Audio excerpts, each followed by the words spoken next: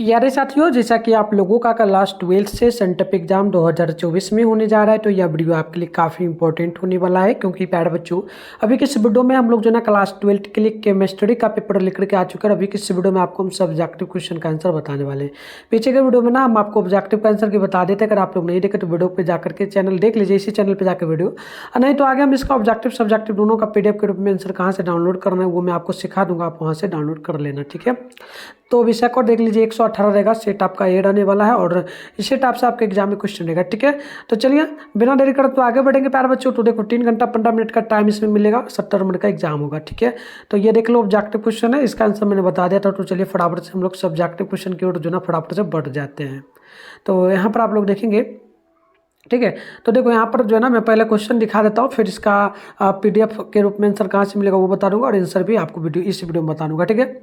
चलो लघुत्तरा क्वेश्चन में 20 क्वेश्चन होगा, आपको 10 क्वेश्चन का जवाब देना होगा, 2 मार्क्स बोला 20 नंबर मिलेगा। तो आप लोग देखेंगे पहला क्वेश्चन है कि काय केंद्रित जो ना काय केंद्रित घनाकार इकाई सेल में परमाणुओं की संख्या निकाले। 2 नंबर है। आयनिक क्लिस्टर के 2 मुख्य गुणों को लिखे। 3 नंबर है। विद्युत अपघटन संबंधी फेराडे के दूसरे नियम को लिखे। 4 नंबर है। अनुसंख गुणधर्म क्या है, उदाहरण दे। आगे बढ़ते हैं, नेक्स्ट प्रश्न आपके सामने जो है 5 नंबर है। अभिक्रिया के वेग स्थिरांक की परिभाषा दे। 6 नंबर की अधिशोषण एवं अवशोषण में अंतर बताए। 7 नंबर की पायस को उदाहरण के साथ समझाएं। 8 नंबर है धातु के वैद्युत शोधन से आप क्या समझते हैं। नेक्स्ट प्रश्न आप लोग यहाँ पर देख लीजिए, 9 नंबर है। अमोनिया का क्वथनांक फास्फीन के क्वथनांक से ज़्यादा होता है, व्याख्या करें। 10 नंबर है। कमरे के तापक्रम पर जल द्रव है जबकि H2S एक गैस है, व्याख्या करें। 11 है। ZR तथा JF जो ना HF सामान्य गुण प्रदर्शित करते हैं, क्यों। नेक्स्ट प्रश्न देख लीजिए, नेक्स्ट क्वेश्चन आपके सामने 12 नंबर है। निम्नलिखित में से केंद्रीय धातु परमाणु के प्रभावकारी परमाणु की संख्या EAN निकाले। यहाँ पर दिया जा रहा है, ठीक है, निकालना होगा। नेक्स्ट क्वेश्चन 13 है कि क्या होता है जब एथिल अल्कोहल की परिभाषा विरंजक चूर्ण से होती है। नेक्स्ट प्रश्न आपका है 14 नंबर। एथिल अल्कोहल में से जो ना द एथिल से आप कैसे प्राप्त करेंगे। नेक्स्ट क्वेश्चन 15 है। एक उदाहरण के साथ जो ना एंडोल संघनन की परिभाषा दे। 16 है कि जो ना कार्बोक्सिलिक अम्ल का अम्ल एक अम्ल के जैसा क्यों व्यवहार करता है, व्याख्या करना होगा। अगली प्रश्न आप लोग यहाँ पर देखेंगे तो 17 नंबर है। निम्न का IUPAC नियम निकाले, जैसे कि ये दोनों का दोनों दिया गया, ठीक है। चलिए आगे बढ़ते हैं। 18 नंबर क्वेश्चन है जो ना प्रोटीन की प्राइमरी संरचना का संक्षिप्त वर्णन करें। 19 नंबर है। निम्नलिखित में से निम्नलिखित के एक उदाहरण दे, जैसे कि संश्लेषित बहुलक और संघनन बहुलक। अगली क्वेश्चन 20 नंबर बोला गया गर्भ निरोधक दवा पर एक संक्षिप्त टिप्पणी लिखे। और अब हम लॉन्ग की ओर बढ़ते हैं। लॉन्ग में आपका जो है ना टोटल 6 क्वेश्चन है, 3 क्वेश्चन का आपको जवाब देना, 5 मार्क्स बोला, 15 नंबर आपको यहाँ पर मिल जाएगा। तो आप लोग यहाँ पर देखिए 21 नंबर में पहला है कि जो ना एल्युमिनियस के 2 मुख्य का अयस्कों के नाम एवं रासायनिक सूत्र लिखे। दूसरा है जो ना एल्युमिनिया के विद्युत अपघटन से एल्युमिनियम के निष्कर्षण में कार्बोलाइट क्यों मिलाया जाता है। चलिए आगे बढ़ते हैं। नेक्स्ट प्रश्न आपका हो जाता है 22 नंबर, इसमें पहला है आपका जो ना नेशनल अभिकर्मक क्या है, क्या होता है जब नेशनल अभिकर्मक के विलयन में अमोनिया गैस प्रवाहित की जाती है। दूसरा होगा आपका एमोनिया एक लेविस भस्म में क्यों। देखिए अगली क्वेश्चन आपका 23 नंबर है।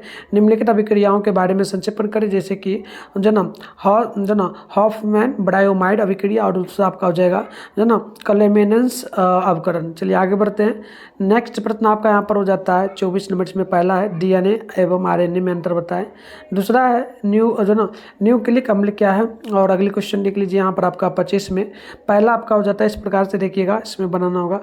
25 नंबर में पहला आपका है आदर्श एवं अनादर्श घोल में अंतर बताया। दूसरा है निम्नलिखित की परिभाषा है, जैसे मोलरता, उसके बाद मोलरता अम्लता और साथ में जो ना मोल प्रभाज। चलिए आगे बढ़ते हैं। 26 नंबर क्वेश्चन है कि प्राथमिक एवं द्वितीयक सेल क्या है, उदाहरण देकर के समझाना है। तो इस प्रकार से हमने क्वेश्चन आपको दिखा दिया, इसका प्रॉपर आंसर है, मैं अभी अच्छे से बताऊंगा इसका आंसर पढ़ के। पहले इसका PDF बता देते हैं आप कैसे डाउनलोड कर पाएंगे। PDF इसका आपको गूगल में मिल जाएगा, कैसे डाउनलोड करना। चलिए फटाफट से हम लोग सीख लेते हैं, उसके बाद आप लोग वीडियो देखने के बाद जाकर के डाउनलोड करके अच्छे से लिख लेना। इसके लिए सबसे सबसे पहले अपने फ़ोन में गूगल को ओपन करिए, सर्च बार के आइकन पे क्लिक कर लीजिए और अभी आप इस चैनल पे जो वीडियो देख रहे हो, चैनल का नाम है मिथुन स्टडी सेंटर। तो आप लोग क्या करेंगे, चैनल का नाम मिथुन स्टडी सेंटर गूगल में आकर के सर्च कर लीजिए, फिर आपको ऊपर करना है। फर्स्ट में आपके सामने मिथुन स्टडी सेंटर का ऑफिशियल वेबसाइट मिलेगा, मैं आपको जूम करके दिखा रहा हूँ। इस पर आपको क्लिक करना है।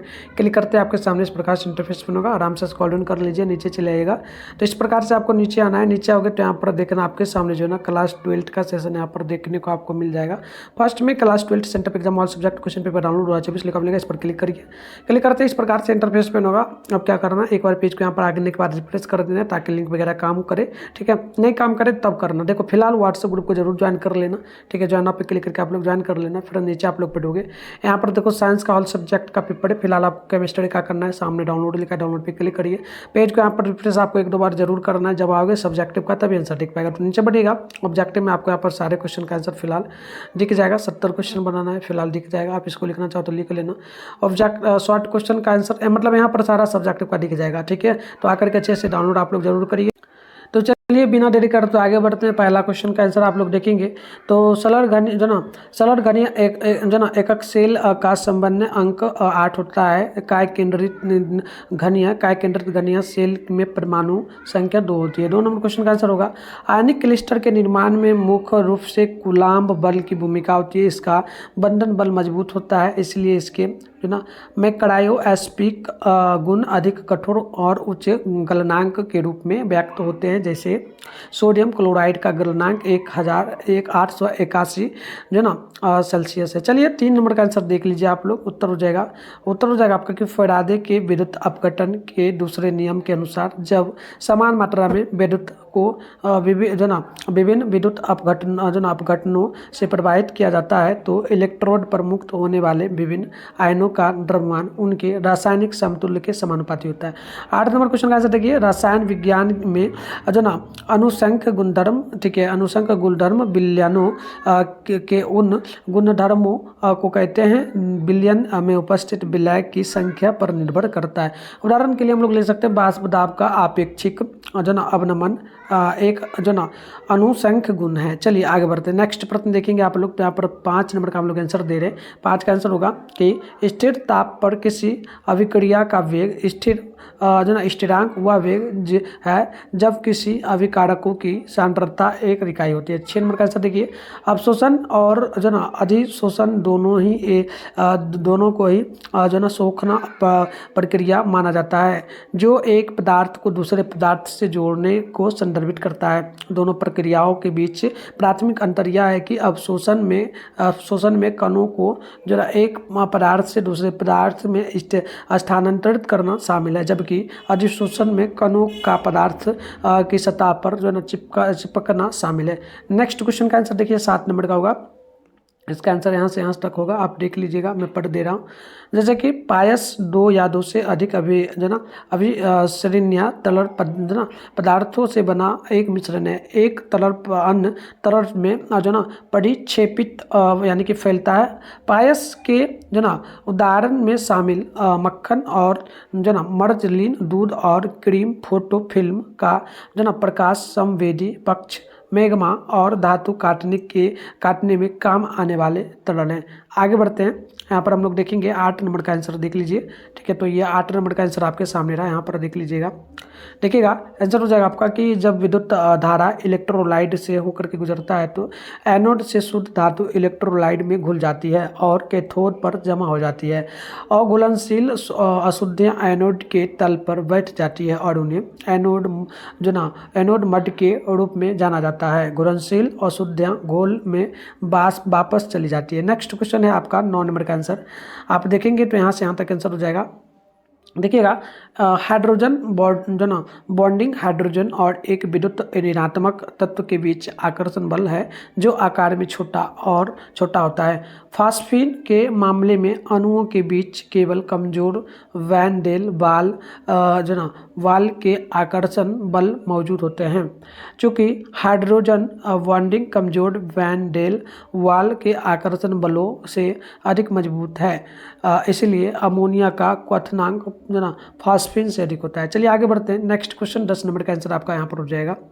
देखिएगा ऑक्सीजन परमाणु के छोटे आकार और उच्च विद्युत ऋणात्मकता के कारण पानी बड़े पैमाने पर अंतर आणविक हाइड्रोजन बंधन से जुड़ा हुआ है, लेकिन H2S के अणु वैन डेल वाल के आकर्षण बलों द्वारा एक साथ बंधे रहते हैं, इसलिए H2S एक गैस है और H2O कमरे के तापमान पर तापमान पर एक तरल है।